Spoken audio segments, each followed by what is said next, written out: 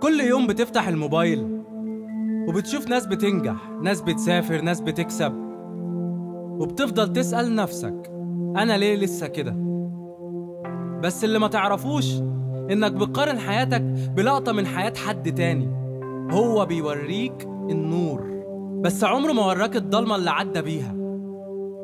مفيش حد بيحكي عن فشله، الكل بيحكي عن نجاحه. والمشكلة إنك بتصدق الصورة وبتنسى إن وراك قصة تانية. المقارنة بتسرق الهدوء، بتخليك شايف نفسك أقل مع إنك يمكن أقوى من كل الناس اللي بتقارن نفسك بيهم. كل واحد ليه وقته وليه طريقه. انت ماشي على سرعتك مش على سرعة حد تاني.